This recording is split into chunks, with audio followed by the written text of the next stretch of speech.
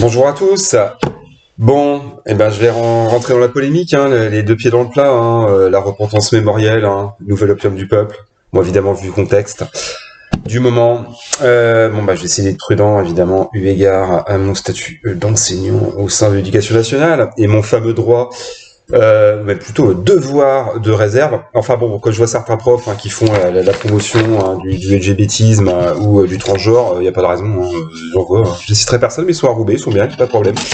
Ils ont le droit de s'exprimer, moi aussi. Voilà. Bon, je réitère quand même l'avant-propos que je peux faire, que j'ai pu faire à d'autres occasions. Donc comme je viens de dire, je suis enseignant à Roubaix en lycée techno. Ça se passe bien, je kiffe. C'est le cas de le dire, avec un public largement issu de l'immigration, de la diversité, comme il faut dire.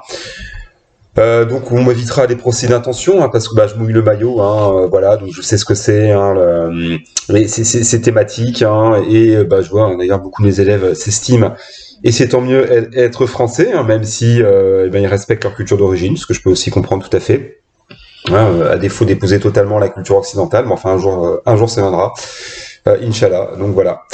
Donc j'ai déjà réalisé des vidéos sur l'affaire George Floyd, donc je n'y reviendrai pas. Mais là, que j'observe cette immonde récupération, cette immonde mascarade politique mondialisée, ça me rend vraiment mauvais. Là, franchement, je sors de mes gonds. Et donc, pour paraphraser le slogan de certains soumis, bah oui, vous aurez ma haine, et je vais pas planter un cierge. Voilà, les racialistes, les idiots utiles du système, là, moi, j'en peux plus. Là, je craque. Il y a un moment trop, c'est trop, quoi. Donc, les forces de la division ont bien réussi leur coup.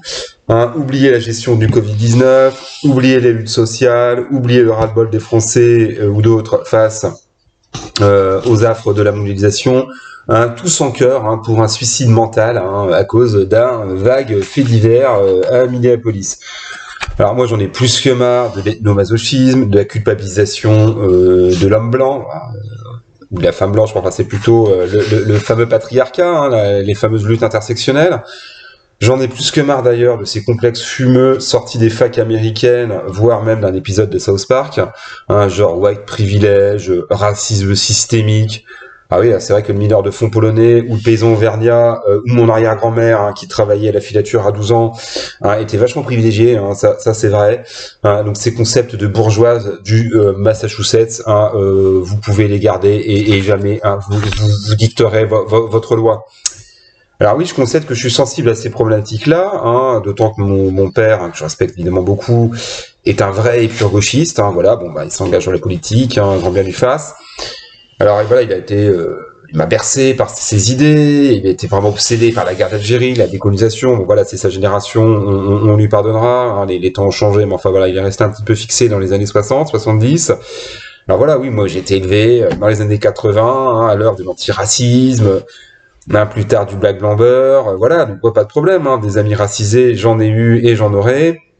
Je les côtoie au quotidien, je n'ai jamais eu strictement aucun problème, malgré ma dégaine, voilà. Mais voilà, moi je les apprécie pour ce qu'ils sont, sans une once de culpabilité ou de commisération.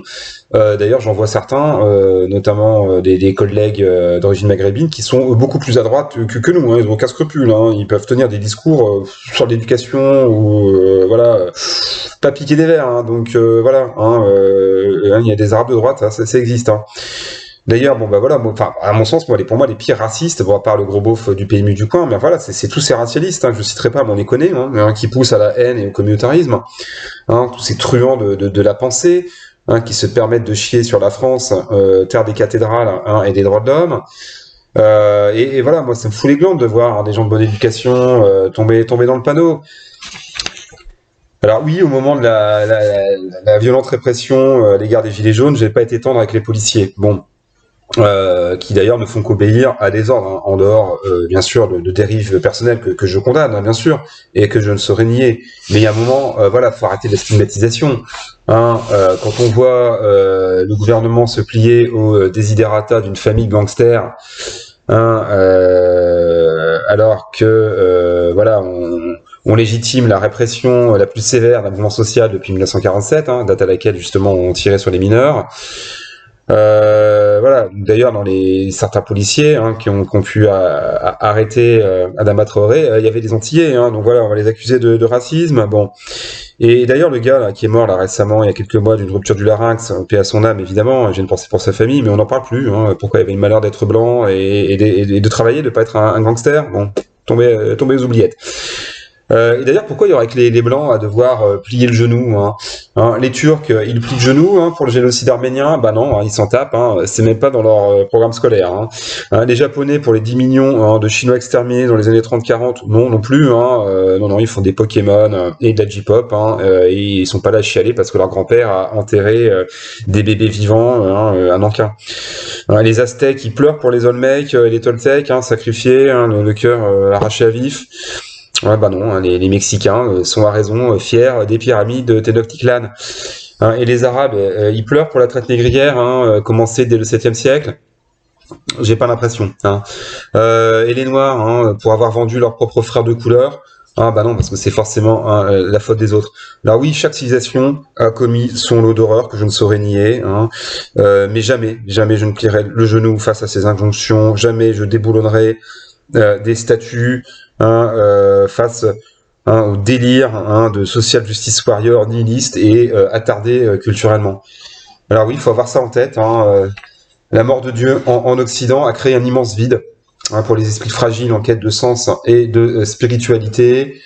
Le péché originel a été remplacé par le péché d'être blanc.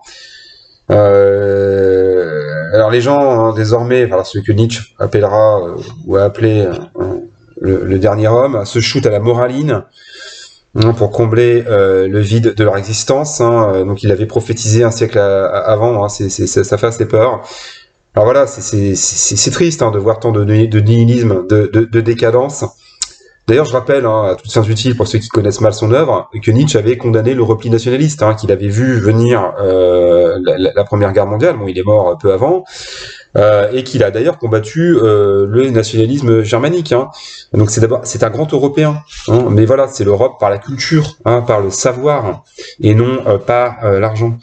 Voilà. Donc un jour, tout ça finira très très mal. C'est la dialectique de l'histoire, cher Hegel, retour de bâton aussi. Donc ça finira quoi? En guerre civile, en guerre raciale, en guerre mondiale, au choix. J'ai peur qu'il y ait un réveil assez sanglant. Alors au lieu d'assurer la concorde entre les peuples et les races, je mets les guillemets à ce terme-là, toutes ces forces malfaisantes ne font qu'accentuer le fossé entre elles, au nom de l'adage, vieux comme le monde, divisé pour régner. Alors oui, moi je dis non à la repentance, non à l'autoflagellation, non au moralisme mortifère. Et d'ailleurs, depuis ces quelques derniers jours, je n'ai jamais été aussi fier d'être français, d'être européen, d'être blanc, et je dis longue vie à notre civilisation.